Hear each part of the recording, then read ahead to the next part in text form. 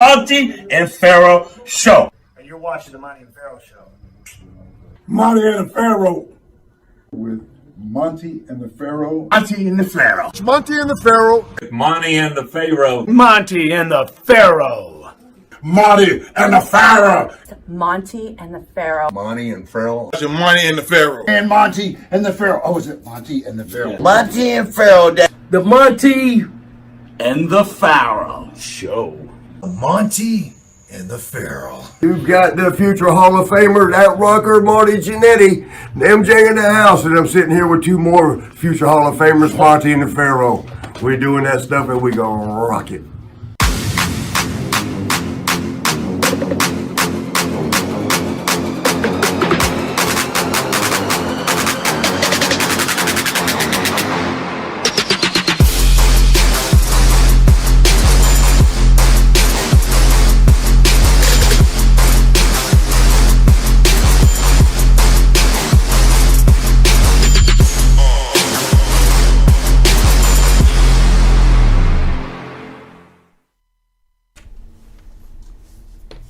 Oh.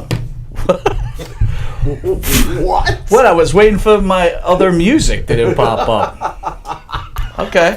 Whatever. Classic. What up, B? All right. Well, anyway, welcome to Long Island's #1 pro wrestling broadcast. Monte and the Pharaoh, seen only here at Village Connection Radio. Live from Rockstar Studios, Huntington, New York. Yeah, that's where we are. Getting ready for another huge weekend. I'm sorry, I got a little caught up. Anyway, at the helm is none other than producer extraordinaire, Stephen Really? Miller. Are we gonna call these now? I literally think there's got to be one glitch every week, guys. You know that. It's my way. I'm sorry. And to the right is the star of the show, Mr. Jimmy Pharaoh. Jimmy, how are you, sir? Hello out there in And TV let's not land. forget about our special guest, WCW, WWE songwriter and composer, Mr. JJ Maguire. JJ! Woo! Loving it. So, before we hit JJ, we're going to talk about we've got tomorrow. Yeah. We've got in the studio is Michael Elgin, Okay. Buff Bagwell, All right. Road Warrior Animal, and man. Hillbilly Jim. Go messing with a country boy. That's it. Yeah. And also in studio, JJ's hanging out with us all weekend long. So we got JJ as our special guest today. JJ will be in studio for all those interviews. And then we take it on the road to New York's largest pro wrestling event. Yes, sir. Right? Yes, sir. The big event in Yes, sir. Queens, New York. Yep. Sponsored here by Village Connection Radio. And we will be selling JJ's book, My Life in Heaven Town. JJ, you want to tell the fans a little bit about this book? Well, that's kind of my autobiography, my exploits in Hollywood and with wrestling and a little bit of everything in show business and a lot of icons other than wrestling. I think the book, I had it written and wanted it to appeal to people who absolutely know nothing about wrestling, but people that know everything about wrestling. So there's something for everyone in the book. And also, the interesting deal here is Stephen Miller. Yeah. Not only a producer, he also is a writer. Yes, he is. And he wrote the book, Good Lovin', My Life as a Rascal, the Gene Cornish story. So we've got two really top authors. You got one sitting on the couch. I'm a back, bro. Yeah, no way. It's my story, but John Cosper actually wrote the book. And Jim Phillips did a little intro thing on there, too. So Jimmy Hart doing the forward as well. Nice. So speaking about Jimmy Hart, can you tell the fans out there, so anyone that may not know JJ Maguire, can we give a little bio about yourself? Be glad to, Michael. Thank you for asking. Jimmy Hart and I were in the Gentrys together. I was playing in a road band from Kentucky, and we went to Tennessee, and the agent that booked us was also booking the Gentrys. And they were headlining. For instance, after I joined the Gentrys, we did a show in Miami, Florida, where that you'll love this one, that Chicago and Steppenwolf opened for us. Wow. They were just coming out. Okay. And But Jimmy and I got together that way. We played in the Gentrys together, and so that's how we wound up doing music for WWF, WWE, and WCW. Jimmy called me and said, they're going to do a wrestling album, Maguire. And I said, now wait a minute, how's that? Are the guys going to ugh and arg and have a few slaps, you know? And he said, oh, no. He said, the guys, Vince is going to take, and the company's going to take people that have talent and can sing and rap and dance and do some things, you know? So I said, well, sounds interesting, but I don't know how I'm going to tell you. You know, I'm a classically trained musician, and I don't know how the people are going to react to that. You know, a lot of people think that wrestling is low art, but I'm here to tell you from a lifetime experience that there's nothing low about wrestling in any fashion. And even people who are dubious about wrestling go, I don't watch that stuff. But you take that person to a wrestling match, and before that thing is over, those people are believers and love the entertainment value. At least in our time they did as well. And today too. But times have changed and times are different. But Jimmy and I, Jimmy Hart is one of the smartest people that's ever been in wrestling business. And Jimmy is the only wrestling manager that really was never a wrestler. Like Bobby Heenan was a wrestler, and as you guys know. And Jimmy and probably myself and Andy Kaufman are the only outsider people that were probably ever allowed into the core and the heart of the wrestling industry. Yeah, but that's how Jimmy and I got together. I played drums to start with the Gentrys. Jimmy didn't have any idea that I played all the instruments and that I wrote original material and whatever. And he wanted to we roomed together to save money and whatever. We could have had separate rooms. It was more brotherly to have a lot of laughs and, you know, tell jokes and stay in a room and, you know, 2 separate beds, of course. But Jimmy and I have had to, in certain instances, we had to sleep on the same bed. So we flip a coin to see who slept on top of the sheet on that side and who was under the sheet on this side. You know? Wow. But no, we're just regular guys and with a little music talent. And I always tell people, well, JJ, they say, did you do all this for your ego? And I always tell people and the fans, no, I didn't do it for my ego. I did it for the world's ego. Yeah. Well, we were talking outside earlier, Steve. I don't know if you're aware, too. JJ wrote a lot of famous theme songs for the wrestlers. Can you name a few? Oh, sure. Demolition, Sexy Boy. Sexy Boy, the most played entrance theme in the history of wrestling. Wow. Thus far. Honky Tonk Man. All the major icons of the late 80s and through the 90s. So think about it. We were speaking so when wrestlers came out, you could make them or break them with that kind of entrance music, right? We were speaking about Demolition. I was in the military when Demolition first came out, and I was like, oh, what is this, another, what is this, a Road Warrior ripoff or whatever else? And when I got back stateside, I remember seeing that Demolition video and that song totally, got you into Demolition. You were ready to kick ass when you listened Here come the action.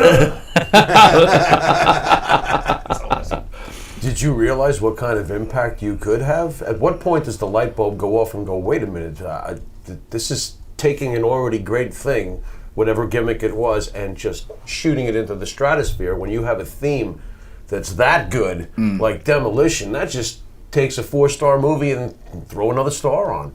Well, I was at Heroes and Legends just a few weeks back in Fort Wayne, Indiana, and Demolition was there, and I took some pictures with them, but I couldn't get over there and talk to them. I had to be at my own table and meet and greet the fans. But Bill of Demolition, he said, Maguire, he said, we would have never been to the level of popularity without the theme that you and Jimmy wrote for us, Jimmy's words and your music and whatever. And I said, Bill, if you guys came out to a kazoo band, you still would have been one of the greatest of all time. He said, no. He said the music was the icing on our cake, and we owe you and Jimmy everything. And I was just blown. He kept telling the fans, this is the guy that wrote our music. This is the guy.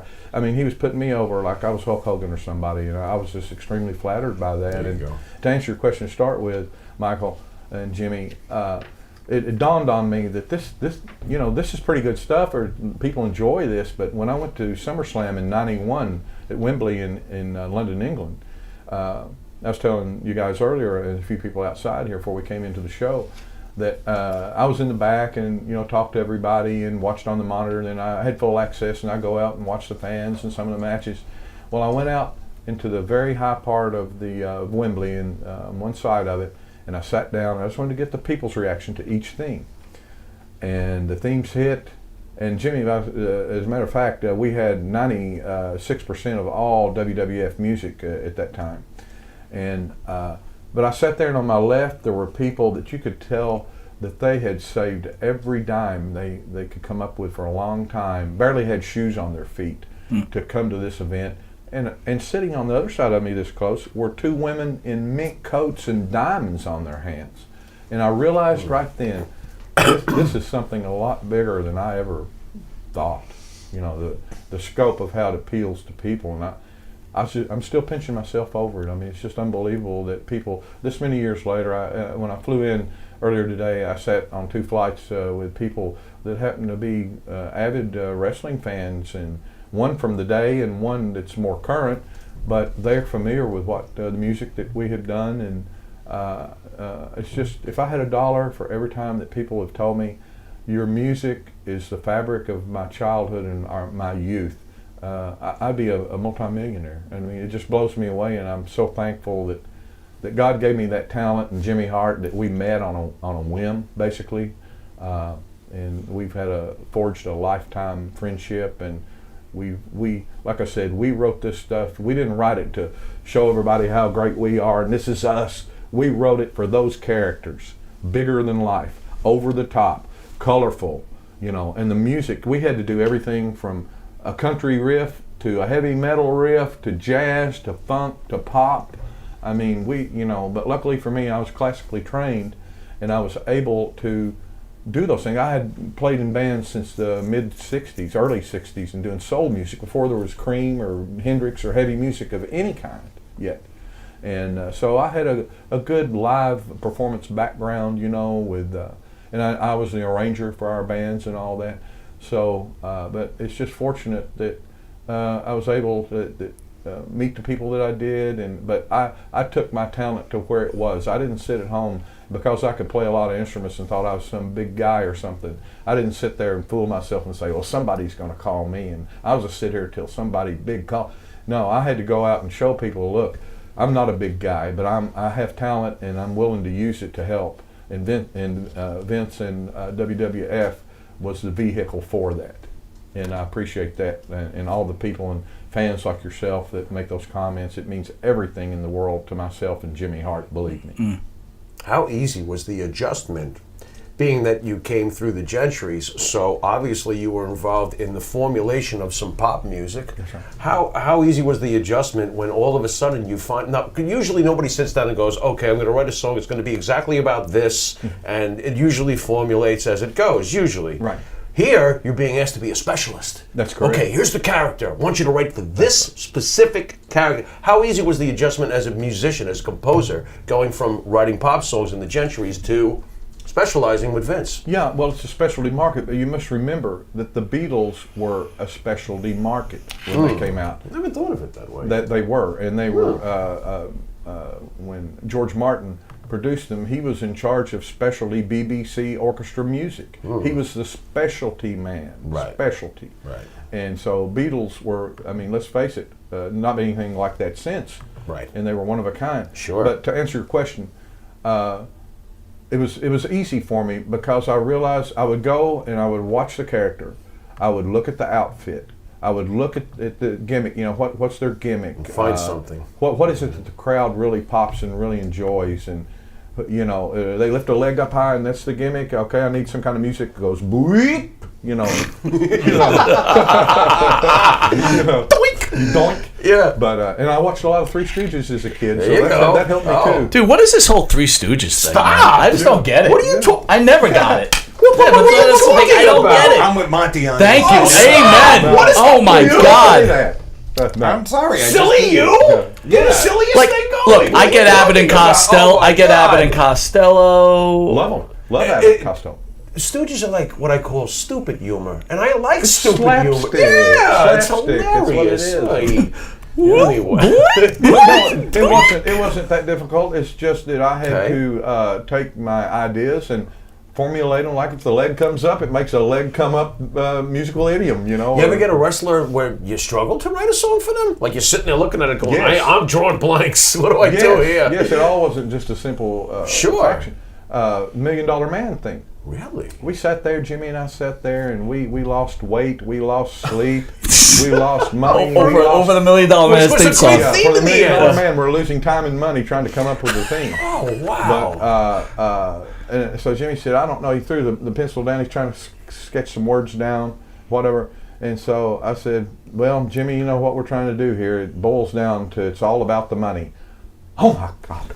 He picked up the paper and went, it's all about the money. Everybody's got to pay. And he just immediately Wow. let that There we out. go. And so I said, well, here's kind of the musical idea I have for that. And it just, like everything that we did, it just magically kind of came together out of thin air. But there were some tough nuts to roll there to, you know, come up with that. So Yeah, but you made careers, JJ. I mean, Honky Tonk Man, when he came to the WWE, and I say I know it was the WWF back then, but when he came to WWE, he was efficient. He was done. It was like it was not working. Yeah, it wasn't. You made that well. Let's not forget, for the older fan, I think the first ever wrestling album was the Pile Driver album, right? It was called the Wrestling Album, right? Yeah, there was one album before that. Was there? Okay. Yeah, and it was mostly covers and whatever. They did Land of 1,000 Dances, if you remember. God, Right. I forget Yeah. that. And then that's when they realized that, you know, the company realized that we need to have something original here rather than just covering songs. I mean, you know, there's a bunch of bands out here covering songs every night that you see at a bar or whatever. But that original music that Honky had, I don't remember who the artist was or whatever, but it was like an old hillbilly state line, beer brawling. It didn't fit him exactly, you know. And so, and Honky didn't like that music. He said, Maguire, you and Jimmy got to come up with something for me. He says, I hate that darn music. Hate it. And I says, well, but Honky, they love you. That's what, yeah, but I got to have something solid. And so I told Jimmy, I said, well, look at him. He's doing kind of a semi-pseudo Elvis gimmick or whatever. He's not trying to be Elvis, or he's not an Elvis impersonator, but, you know, kind of get the gimmick like that. I said, let's just do an old 50s type rock lift, you know. And that's what it was. And then I got long sideburns and my hair slicked back. Totally, when that song came out, the whole script flipped. Yeah. Right, everybody's all of a sudden doing the honky tonk, right? Everybody's doing that dance, and everybody's singing the song, right? Easy lyrics to figure out, right? For a dumbass like me, I learned it in like 10 seconds. I used to sing it around the military all the time. But it also helped his obnoxious level as a heel. Yeah. Like he'd swivel them hips and stuff. People hated him. It like helped push him into another stratosphere as a heel. One of the best. He was a ever. lovable heel. He was. He Let's was face it. great. He was great. Greatest Intercontinental Champion of all time. I say, yeah. And also, I'd like to say that Roy Wayne is, away from the character and whatever, he is one of the nicest and most sincere and honest people in the wrestling business. And he didn't pay me to say that. And he's always been gracious to me. And as a matter of fact, all the great icons that became great icons, when we jumped in there, I mean, it was all being created, you know. And they've all been extremely polite and kind to me, and Ted DiBiase, everybody. Andre, nice to me. Hulk, extra nice to me. Everybody. I've met some of the nicest people that I've ever met in the wrestling business. You told me earlier today you locked up a little bit with Hulk.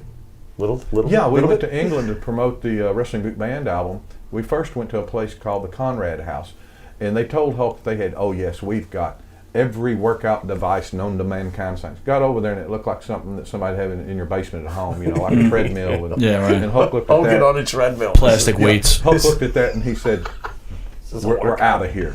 Brother, we're out of here. And Jimmy and I were standing there, and Jimmy said, Hulkster, what's wrong? He said, they told me they had all the gear, the workout stuff that I need for my regimen. They hadn't got crap. He says, we're out. We're going over to the Grosvenor House, which is one of the top hotels in the world. Okay. Man, they had 4 friggin' Olympic pools in the basement. Nice. You know, like unbelievable, really fabulous. Something out of a movie. And So they had a gym down there, and so Hulk got up every morning at 5 o'clock and dragged Jimmy Hart and myself down there with him. Wow. And so I told Hulk, I said, you know, I wrestled in high school some, and he said, well, show me a little something. So I said, sure. And so, like a jabroni, I ran up there and I ran around behind him and got him in a headlock. And Hulk says, pretty good, Maguire, pretty good. What else you got? And so I ran around a little bit. And then he showed me a few things on how to fall, you know. He said, when you fall, spread your weight out and, you know, hold your breath before you fall. Whatever. You better tuck, too, yeah, right? Tuck. You better tuck. A lot of tips. And then he looked at Jimmy and he said, Jimmy, and he looked at me, he said, Maguire, he said, we're going to make you a wrestler. Nice. And he wasn't kidding. And Jimmy said, oh, no, Hulkster. No, Hulkster. If Maguire becomes a wrestler and hurts his hands, we can't do any music. And which is, he had a point there. I said, Hulk, I said, thank you, but, you know, I'm the music man, and you guys are, I mean, for me to try to think that I could be at a level of you at any time in my life would be a dream that can't happen. I said, you're the talent, you're the star, and I'm happy to be able to create the icing on your cake with the music, you know. But Hulk wanted me to wrestle. I mean, you know, it's a lifetime opportunity. There's a lot of people out there that, oh my God, you could have been a wrestler. And I could see in Hulk's eyes, he had ideas to work programs with me and stuff. I mean, But you wind up writing. Shit, Mean Gene ran. Boys are writing American Made anyway. It's not like he. Listen, I just want to again give the fans a pop on your book. Right, it's My Life in Heaventown. You can actually come to the big event in Queens and get this autographed. Pick up a book for the low price of $20 and with a picture. With a picture with the great J.J. Maguire. And a hug, no extra charge. Yeah, and maybe if you're lucky enough, you'll be able to get maybe a song here and there. We might be playing. Never know what could be happening. Wrestling, everything's possible. Again, this is a must read. We'll also be selling Good Lovin', right? The My Life as a Rascal. Book. It's a fabulous book. Fabulous. Thank you. We'll be selling this for $20 a shot too, and I'll sign it personally because you know how important that is. Really? I'll sign it personally. Nice. I'm trying to get Miller to come in there. Yeah, So Miller. JJ, real quick. Sure. Vince McMahon. Weigh in on Vince McMahon. He's a hot topic, right? A lot of people hate him. A lot of people love him. I love him. Love him like a teddy bear. What? What are your thoughts about him? Well, when we started doing the music for them and everything, the company was owned by he and his wife, essentially. Mm-hmm. And it was really great because we could go directly to him and they, and with our ideas, and they could come directly to us with no big scheduling gizmo or 3 weeks later. You know, it's just like, hey, we've got this idea, you know.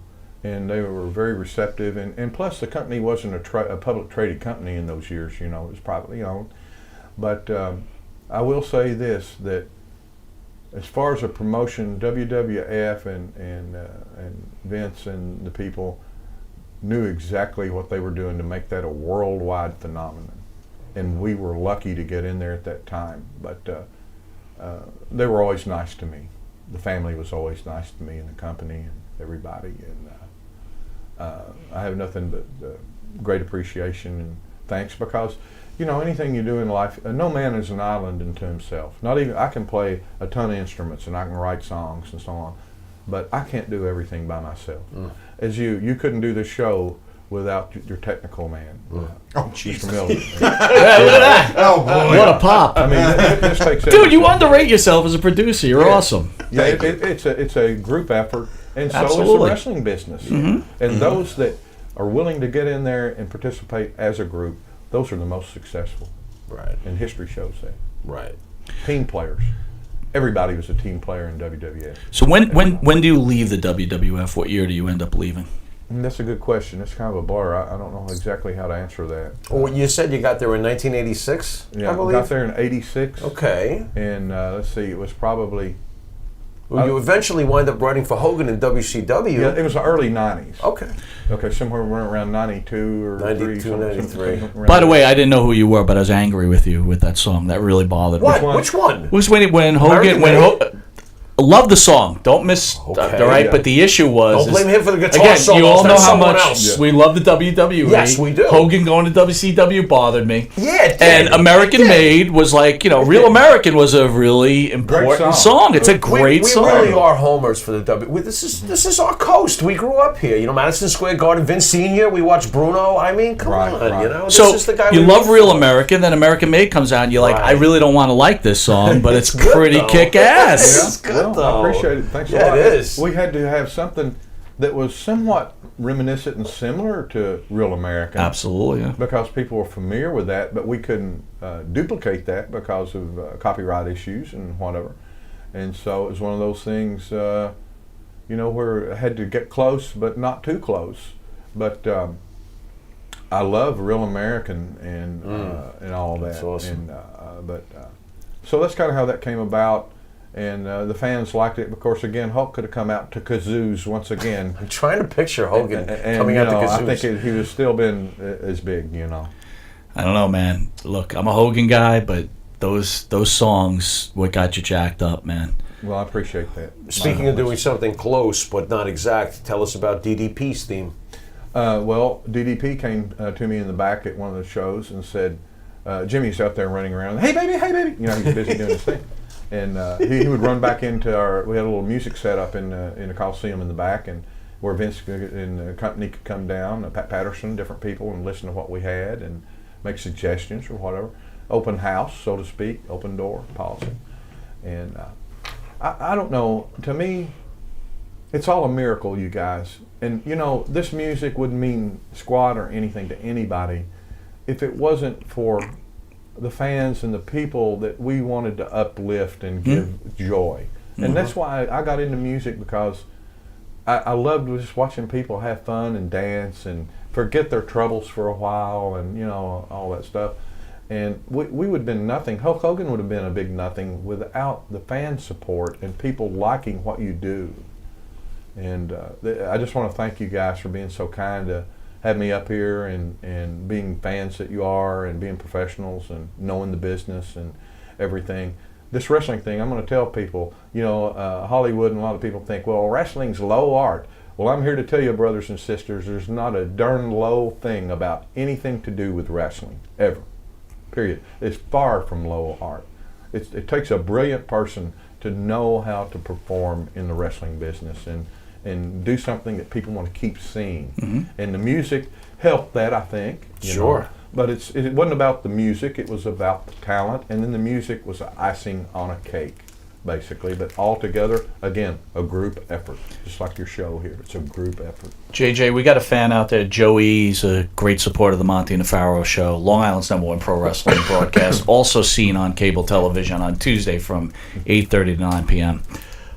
His question to you, JJ.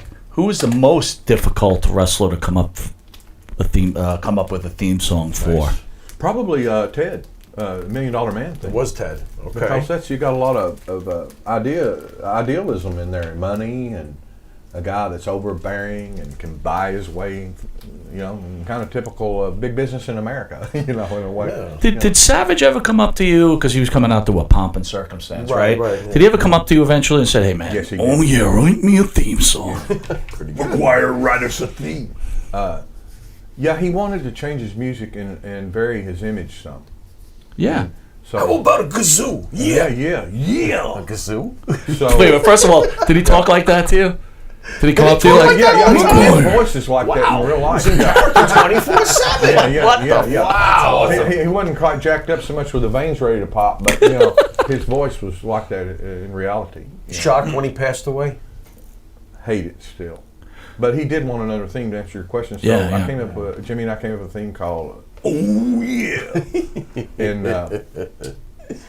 and we also did a thing for Elizabeth called No Strings Attached. And we're working with WWE right now to work out some sort of arrangement for them to release that. wow. So So wait a minute, did you use Oh Yeah? I don't remember. no. Okay. No. Is there a version out there? Yeah, I got it on the CD. Oh, we need the bootleg. Look at it. We're like deadheads, wrestling deadheads. We Wow, need bootleg look at that. copies of this Yeah, stuff. yeah. There we go. Wrestling dead. Wrestling deadheads. Wrestling Deadheads. Piece of love. Talking about Savage, was he as intense in real life as he was as a character? He could be. He was very agitated very quickly. When we were at one of the WrestleManias at Caesar's Palace, he got upset because the air conditioning unit didn't work in his trailer, and he broke out every window in that trailer. Wow. Jeez. But he would have temper fits. Was this WrestleMania 5? I believe so. Okay. Yeah. And I remember Brian Knobs and SAG's The Nasty Boys, which wrote their theme too, Nasty Sensation. When the show was over there, we were out in front of the Caesars, and so Knobs says, "Maguire, will you? Can we leave our luggage here with you? We got to go do something. We'll be back in a little bit." Well, they never came back. I stood there with the darn luggage for like about an hour or something. Right. So I got tired of fooling with it. So you know what I did? I took their luggage and put it in the trash can. And so Knobs and then left. I left, and Knobs told Jimmy. He said, "We left our luggage in Maguire, but somebody put it in the trash can." That's too funny. Sorry, Brian. Hope you're feeling good. Once again, my life in Heaventown wrestling history. You have this opportunity to come to the big event in Queens this Saturday from 8 a.m. to, I think it opens 8 a.m. to 2 p.m. Wrestling history in a book. One of your favorite stories from this book?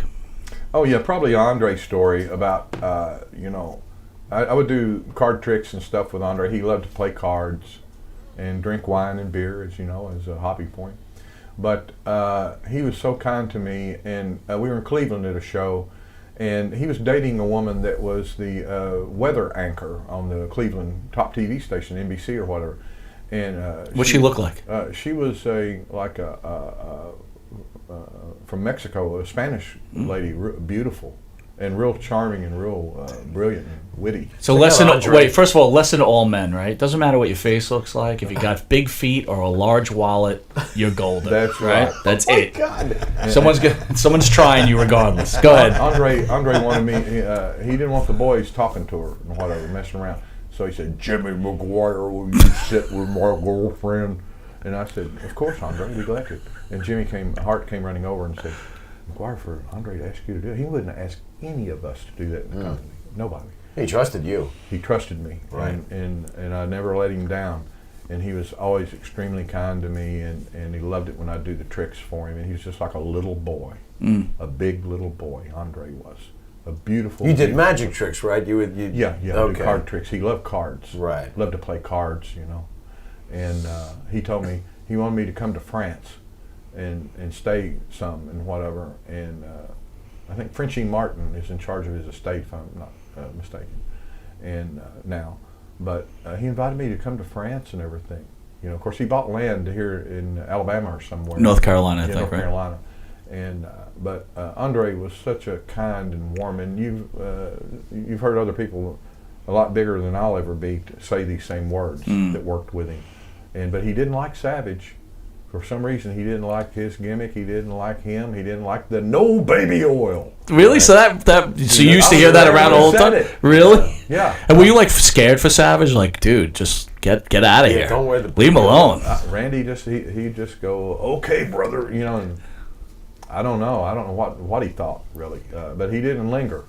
I'll tell you that. Randy didn't linger, but. You've seen some of those matches where Andre almost beat him to death. Oh my God, yeah. There's no gimmicks there. Savage was one tough dude, man. Though that guy was one tough dude. He could play any sport as good or better than Mr. Perfect.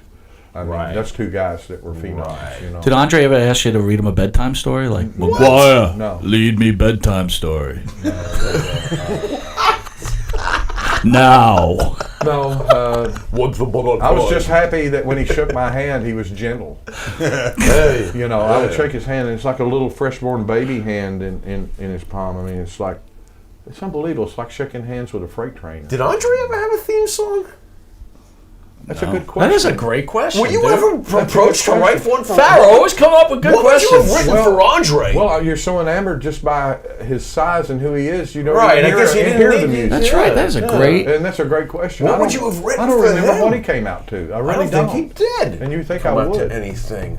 That's something to research. Wow. Fans research that and. Wow. Get on Facebook and tell Mike. What would you go heavy metal for him or something? Man, he's like Godzilla. That's a good question. Wow. Yeah, it'd have to be something with a big really heavy. What's your favorite theme you ever wrote? That's too tough of a question. Something that comes. Well, I think Demolition was probably one of the top 3.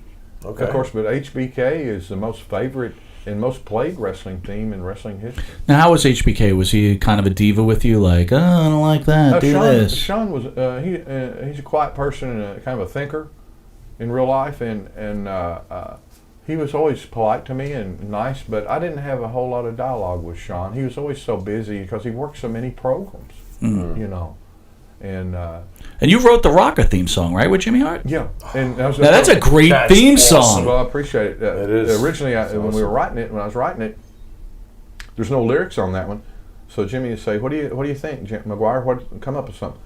And so I went, "Listen to this." And I took the guitar and I went, dun dun dun dun dun dun dun dun dun dun dun dun dun dun dun. He said, "This is kind of like too much like Demolition." He said, "Make it faster." I went, "Okay," because you know how they run 100 miles an hour to the ring. Yeah. So I went, "Okay, dun dun dun dun dun dun dun dun dun dun dun dun dun dun dun dun." He said, "That's it," and that's what it was. It took 5 minutes to write. Done. Right. Unbelievable. Right. But see, those suggestions like that make or break a song.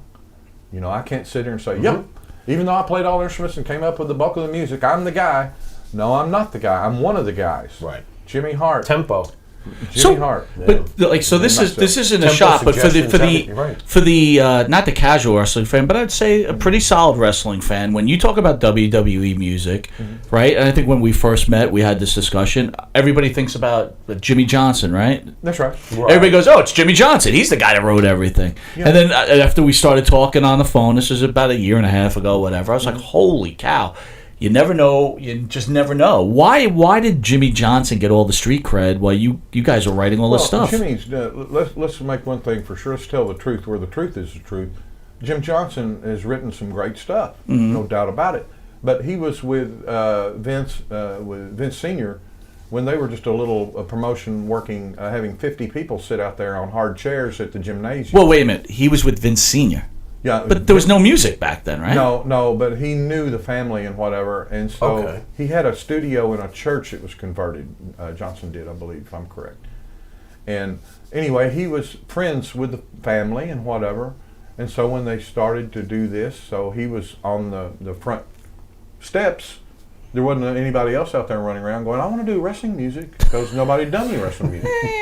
But I had done the first wrestling thing that I'd done. But back to Jim Johnson, my favorite thing that Jimmy did is the Undertaker theme. It's a beautiful theme. But not even Jimmy Johnson has had the string of the icon number of songs, of absolute non-arguable icon themes, you know, that we've done. We did 113 themes. Yeah. And 62 of those are, nobody's going to say, "Well, he's not an icon." They're icons. They're forever. And we were lucky to come in at a time when all that was going. But Jim Johnson got a contract to do music for Deep Space Nine. I love that show. And he did excellent work on that. But he couldn't keep Trek, up. dude, stop. Yeah, he couldn't keep up with the influx of all these future icons coming in. Yeah. This guy. He I'm loves sorry, Star Trek. Deep Space Nine. It's like wrestling.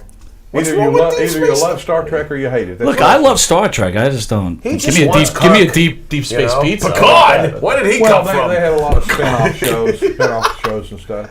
They were great. I love DS9. But now I'm going to tell you this: the only wrestling theme where the three masters supposedly of wrestling ring music collaborated was on the wedding theme for Randy and Liz. Wow! And actually, Jimmy wrote the lyrics and Together Forever, and I wrote all the music.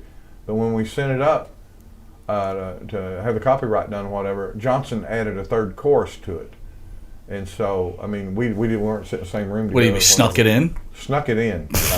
Jerk! What a jerk! But that's okay. That's okay. Hey, why has Johnson got a credit? Oh, he snuck in a chord. Yeah, he added a chorus to it. Gene Simmons did that all the time. I put the word "the." But he was their music. Didn't that piss you off though? No, not really, because I was just happy to do what I've done, what I was doing, and I'm not jealous of anybody. I'm not jealous of Jim Johnson. You didn't get on your keyboard and go wild. I'm not jealous of anybody. Right. I'm for people. How do you think that I got involved on this level with this? If I were jealous of more talented people or whatever, I'd have never written one thing. You're a pretty talented guy. You went to the WWE. Were you there when the Freebirds came to the WWE? That's a good question. I don't think so. Because I'm trying to think your timing. Because my thought process, I remember when they brought the Freebirds in, right? When the Freebirds were in Georgia Championship Wrestling or in Texas, What right? year They came was out the Freebirds. I'm willing to say it was right before WrestleMania 1. No. When did you get in? No, I got in '86. So what year? What WrestleMania was that? 86, Yeah, there 87. when Bundy is there. That's right, and there's a good Bundy story. Let's in hear the it. book. There you go. You want to hear the Bundy story? Sure. And why not? WrestleMania 2. And Monte's at the WrestleMania. If you hear it, you could read it. If you wrestling fans could read. My Life in Heaventown. That's a joke, son. By J. Maguire and John Cosper. I read it. I love it. Go ahead, King Kong Bundy. He read it. He read it to Well, me. I talked to Jimmy the other night, Jimmy Hart, and he said, "Maguire, you've got a memory like an elephant." I said, "Well, Jimmy, you've run up so many roads and down and flown so many planes. It's a miracle you can remember anything at all these programs." But they came to the WrestleMania. I guess it was 2. Was that it? And Jimmy was managing. WrestleMania, God. And so they didn't know where they were. Bundy didn't know. Jimmy was green on L.A., and like coming to New York, going down to New York City, and you've never been there or driven in it, it'd be a nightmare. Nightmare even if you live here. But so he said, "Maguire, we're coming. Would you pick Buttons and me up at the airport and take us to the hotel and kind of show us around and where to eat and whatever?" I said, "Well, of course I will." So here There's they came. 2 terminals. Be careful. Yeah, right. and so I took him to the hotel, and I walked in, and Jimmy said, "Come on in and hang out with us for a while." So we sat on the bed. Jimmy sat on the bed over here, and Bundy was milling around with his luggage and whatever. He said, "Jimmy Hart, you and Maguire want a Coke?" And I said, "Yeah, we'll take one. I'll take one." Jimmy said, "Yeah, sure." So Bundy went out the hall. Jimmy and I were sitting there watching TV. Not really. We were talking a little bit, but watching something on TV. All of a sudden, we heard this big crash, bam, boom, like this. And Jimmy said, "Maguire, it's an earthquake." I said, "No, Jimmy, I've lived here long enough. Not an earthquake, something else." He said, "Oh my goodness gracious, oh my God, it's Bundy." He said, "Go down the hall, see what happened." So I went. He didn't want to go, because I'm getting in the middle of something. So I went out there, went around the corner, and there was the Coke machine. And this was back when Coke machines were made out of heavy metal and everything. They weren't plastic like now. The thing cheated him out of his change, so he just picked the machine up and banged it on the floor and busted it open into like 100 pieces. And the Cokes all ran out, but none of them burst, unbelievably or not. And so he was picking them up. He said, "Maguire, put your arms out." And I put my arms out, and he loaded me up with about 20 Cokes, and then he took about 10. And we went down the hall, and people were looking, and Cokes were rolling down the hall.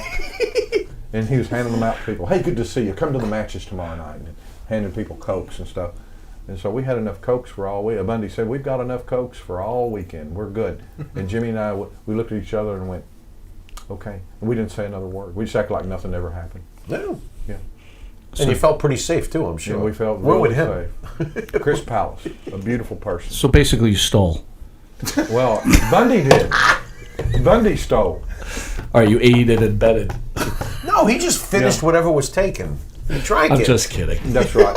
Yeah. Now Chris was a great guy. Chris Palace is his real name. I was a huge fan of Bundy. I was a huge fan of WrestleMania too. So what? So you were in the LA. You were in the LA side of it. You went to the LA side I of it. lived in LA. Okay. I lived out in the valley, and I lived a little bit everywhere. I lived in Beverly Hills. And it's in the book too. I was answering phone butler for, Richard Burton, Neil Simon, personal phone butler. There's an answering service called the Rodeo Drive Beverly Hills Answering and Mail Service. They got their mail there. This is before. Wait. Hold on. So how do you get a job like this? How crazy is that? I just saw an advertisement in a thing called the Recycler. It's like selling cars and different things and whatever. But I saw it also in LA Times had an article and said top shelf mail and mail and telephone answering service exclusive for celebrities and so forth. I thought it was a gimmick. I thought, this is some kind of gimmick. I'm going to try to lure people in for money or something, want something. No, it was legitimate. And so I went up there, and they liked my southern accent. I had a little heavier accent than I do now. But the woman that ran the thing, she said, "I love your accent. You've got a good voice." I said, "Well, I used to be in radio at one time, And she says, we need people like you. She said, I like you, JJ. She didn't know me from that. Met me for 10 minutes. I said, well, thank you. I like you too. She says, you're come tomorrow at 9 o'clock. You're in. Wow. We'll show you what to do. So, and then Esther Williams and her husband, what was his name? I always confuse him with Ricardo Montalban. Con. You're too quick. Yeah.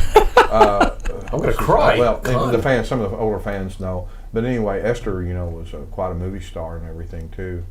And she always, they wanted to talk to me. We had 5 other answers, but the heavy hitter celebrities always liked me because of my southern accent. That was my gimmick, I guess. And so every day Esther Williams would call, and then Neil Simon would call. They were good friends. And it was always meeting at the bistro to eat. Hi, this is Neil Simon. Mr. Maguire, please tell Esther and her husband that we're meeting at 8 o'clock at the bistro in Beverly Hills, and discussing. They were good friends and whatever. And so I answered for them. And then one day the phone rang, and it was, "Hello, this is Richard Burton."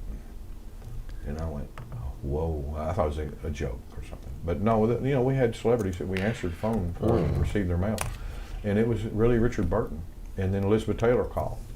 And, so I fielded, Elizabeth Taylor? Yeah. Wow. Yeah, I fielded calls for some of the greatest Hollywood older icons of all time. And so I enjoyed that job. That was a fun job. And the celebrities were nice to me. And I learned something there, too. And Bob Hope worked with him. And it's all in the book. Get the book. And I tell people, get the book, fool. So, fool.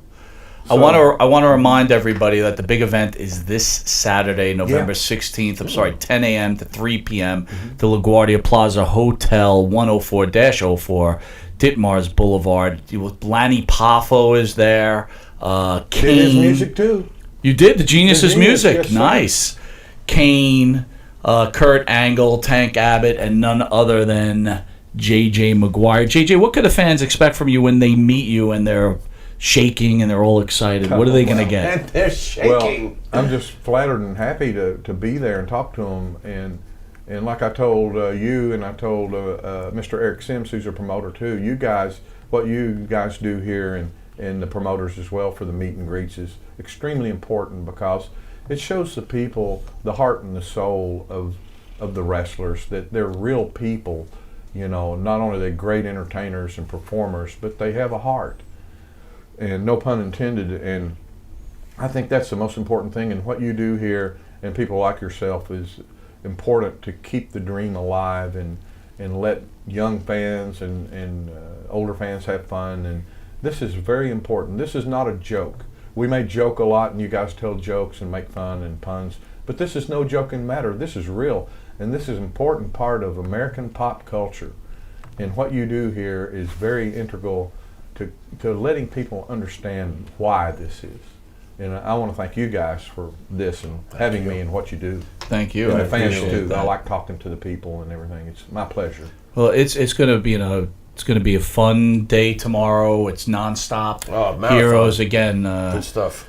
Road Warrior Animal. Yep. Hillbilly Jim. Double yup. Buff Bagwell. Triple yup. Michael Elgin. Yep. Right. And then none other than Wisteria Hall will be playing in the band with J.J. Maguire. Yeah. JJ saw Wisteria Studios earlier. Well, he was in Wisteria Studios. Awesome. Had a great time. All right, so we got about 2 minutes. Today's wrestling. Thoughts about that, JJ? I love wrestling, like you guys do too. And it means, and even people that don't understand wrestling, you take them to a match and they go, I don't care about that stuff. By the time that match is over, those shows are over, they want to come back. You give it a chance, you'll like it. It's giving it an opportunity. But wrestling is the story of life. And if you know how to watch that and perceive and see that, you'll see that wrestling teaches us a lot of stories about life. And life's a great thing. That's why we're here. And like I say, the fans, the wrestlers didn't, in the music, we didn't do it all for our egos. We did it for the world's ego, what they needed and wanted. And I'm just happy to be a part of it all, and thank you all so much for having me up here. I think the wrestling world thanks you. Without you, I'm glad to have been things a part don't of it, progress be the way a they part are. of it, You are a part of it, and an integral part of it, Yep. I would say, right? Yep. Thank you. I appreciate Still mark out for that solo during. You know, Pharaoh, you're an Sexy integral boy. part of our professional wrestling. You know I'm- that? I'm Yes, what? you have. You have become. Me?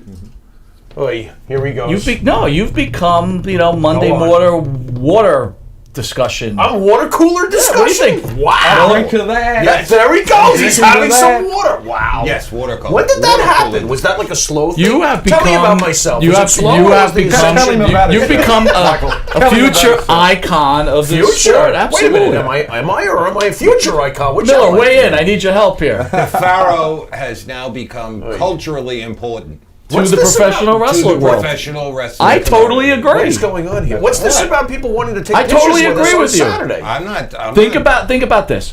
We started another studio, a small show, Yeah. and now today, Yeah. we're our YouTube channel's huge. You're on television. We're on television, Okay. and So is Charles we've got a. Manson. But I'm just Yeah, saying. but Charles All right. Manson killed people. The fa- That's I his didn't have to defense. kill anyone. You You're didn't have to right. kill anyone. Go There you on. go. You okay?